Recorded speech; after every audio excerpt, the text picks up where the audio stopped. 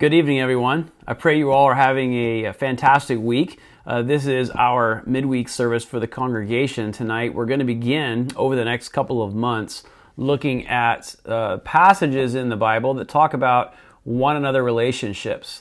And, as we began talking about last week, something that's really been heavy on my heart and certainly of the whole staff is just the need for connection in the fellowship, especially with the ongoing crisis that we face with COVID-19 and just the pandemic and the lockdown that we've been in, so to speak, and just the inability to see everyone. I know personally, is one of the things that I just miss so much is just seeing everyone together. And the little glimpses that I've had over the last few months, from here and there, like maybe at a baptism when a bunch of folks can get out, maybe to be outside for a little bit, even if just to witness a baptism and see each other has been so refreshing, just a glimpse. And, I know that personally when I get up on a Sunday and preach from the building, we have some folks there, that's wonderful, but there's still just this sense of missing everyone being together.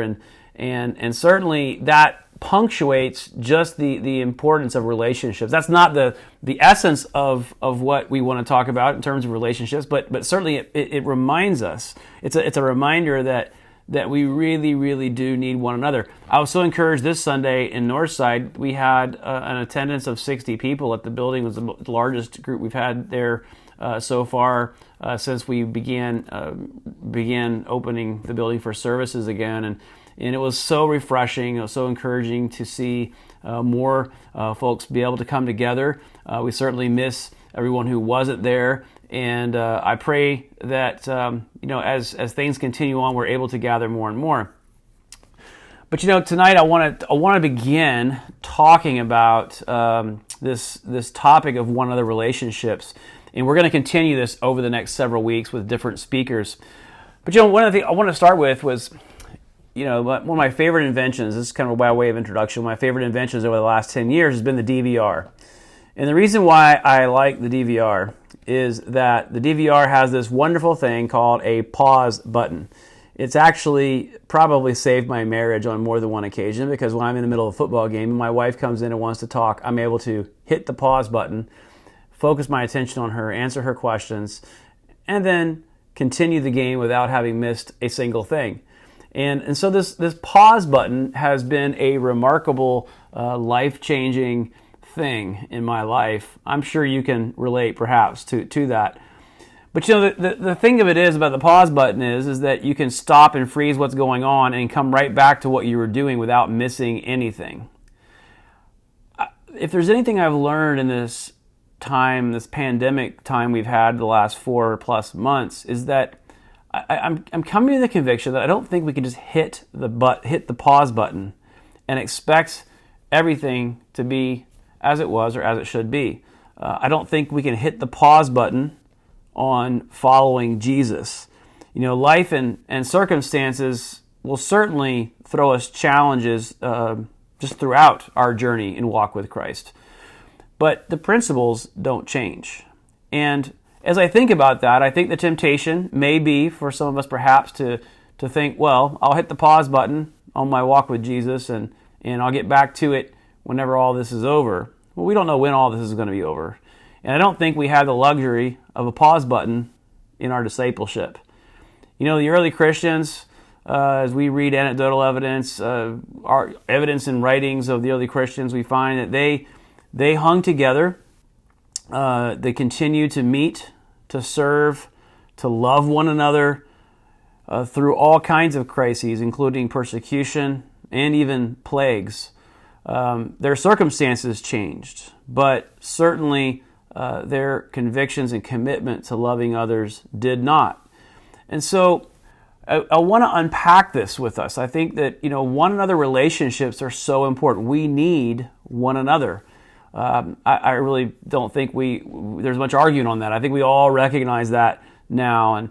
And so there's nearly 60 verses in the New Testament that talk about one another relationships. And so we want to unpack some of these things over the next few weeks. Most of them are actually very practical. It's not a lot of pie in the sky kind of stuff. It's like pretty much straightforward. Hey, do this, don't do that. that's what it means to to love one another, right? And so we're going to look at a couple of those tonight, and kind of by way of introduction, and then unpack some more as we go along the next few weeks. In Romans chapter 12, this is our primary text for the night. Romans 12, verse 9. It says, "Love must be sincere, hate what is evil, cling to what is good. Be devoted to one another in love, honor one another above yourselves, never be lacking in zeal, but keep your spiritual fervor serving the Lord. Be joyful in hope, patient in affliction, and faithful in prayer." There's quite a few things going on here. This is one of those really dense passages where just about every word drips with meaning and relevance to our lives. And I want to break this down because there are several moments in this passage where it talks about one another, how we should treat one another. And the first thing that it says there is that we should be devoted to one another. And it's interesting because the first passage I think of, as I read that, I first thought right back to Acts chapter 2, verse 42, where it says that the early Christians were devoted to the fellowship, right, among other things. And so I had to do a word study because I'm a geek like that. And interestingly enough, the word devoted here in Romans 12 it's the only time this particular word is used in the entire New Testament. And so the English translation in Romans 12 is different from the English translation in Acts chapter 2. It's different. It's the same English word, but different Greek words, which gives us a little bit of insight maybe into things. In Romans 12, the passage here means to love dearly, like loving dearly. So in other words, there's this depth, right, of love that is present, and he calls us towards one another. In Acts chapter 2, the word devote there means to persist, to associate closely, to serve personally. And so, you take these two concepts and you've got this beautiful picture of devotion being a persistent, deep, personal involvement with one another. And I think about that as a description of fellowship and how important it is for us to have a consistent and persistent, deep relationship with one another. That's what the Bible calls us to. And if you think about Acts 2, the word fellowship means koinonia, it's koinonia in Greek, and it means more than simply just kind of hanging out after church. We think of fellowship, and that means what we do after church, whether we just kind of hang around talking for that 30 minutes or 45 minutes or sometimes an hour after church. That's fellowship. No, fellowship is more than that. Yes, it is, but it's more than that. The word in Greek means a partnership and a deep involvement. And so when you put these words together, devotion and deep involvement and fellowship together, this devotion to fellowship is this deep involvement with one another. And so, I want us to reflect on that, because I think that even in the midst of COVID, even in the midst of a pandemic, we need to ask ourselves, are we deeply committed, deeply involved, deeply personally involved in relationships, or have we perhaps hit the pause button thinking that somehow magically we can hit the play button at any point in time and when we're ready and just pick things back up? See, that's not how it goes. We've got to stay involved and stay consistent with each other. We need one another in this way. And so I want to kind of lean in on it. So we're going to have some conversation here in a moment. This is going to be a pretty short presentation. I want you guys to talk about this in your groups. But how are we doing in our devotion to one another, our partnership, our deep involvement with one another? I want to caution us not to get caught up in the trap of saving our lives and losing our souls. And I think Jesus cautions against this. Look, what good is it to gain the whole world and lose your soul, right? I think keeping first things first, our souls, our relationships, what's most important, making sure that we keep those things forefront in our minds and in our goals and in our objectives as we live our lives in Christ. We already tend towards a consumeristic type of Christianity in our country, and I think sometimes it can creep into our fellowship. And we're kind of looking, well, what can I get? What can I gain? And hey, if I can't gain anything, I'm just going to kind of sit back and wait or whatever. Listen, devotion requires our personal commitment to one another. And so I ask us to talk about this in our groups. How are we doing with our devotion to one another? I think secondly, in this passage, in the original passage that I read, Romans 12, he talks about honoring one another above yourselves. Now, interestingly, I think that so many problems and so many sins and so many things happen as a result of the failure to follow that admonition, right? I mean, isn't that really the core of all kinds of fights and problems that we face, in our lives and in our relationships and in our families and in the fellowship, is when we simply fail to honor one another above ourselves. And what ends up happening is then when we don't honor others above ourselves, then little things someone says may trip us up. We may receive things as a slight, as a hurt, as a deliberate. All these things kind of come in and muddy the water and hurt us in our relationships. And so, honoring one another above ourselves. And we have the perfect example in this. Jesus is the perfect example of somebody who honored others above themselves. John 13:34 and 35, he says, "A new command I give you, love one another as I have loved you, so you must love one another. By this, everyone will know that you are my disciples if you love one another." Jesus says, look, your standard for honoring one another or loving one another, your standard is me, is Jesus. He is our standard for loving each other. Well, what did Jesus' standard look like? Well, Jesus was gracious. He loved unconditionally. He was sacrificial. He was honest. He was actually humble. I mean, all these things. I mean, these and on and on. The descriptors go on and on of who Jesus was, right, and how he honored others above himself. And even as we read this passage in John 13, it reminds us of the fact that really the true marker of a disciple of Jesus is not how long or how far they prayer walked or how much faith they had. It's really the love that is seen towards amongst ourselves is really the marker of who Jesus' disciples really are. And so honoring one another above ourselves is certainly something that is important as we think about leaning into our relationships. We have to ask the question, are we honoring each other above ourselves? And certainly as we build our relationships, that's important. The next thing he says here is never be lacking in zeal, but keep your spiritual fervor serving the Lord. It's interesting that he says this here because, well, first of all, it sounds pretty daunting, right? Never be lacking in zeal. In other words, to use our vernacular, it's like never, always be fired up. I mean, who of us is always fired up? I mean, you could probably think of a couple people who seems like they're always fired up, but it's probably not even the case. But he says we can do that. Never be lacking in zeal. Keep your spiritual fervor. It's something that we have to give attention to, right? It's a fire burns out if it's not tended. If you don't add logs to it, you don't keep stoking the coals, it will eventually die out. And so, there's this admonition to us to not be lacking in zeal, but to keep our spiritual fervor. Matthew 22, the greatest commandment, Jesus, he links our relationship with God with each other. He says, obviously, love the Lord your God with all your heart, soul, mind, and strength in Matthew 22, verse 37.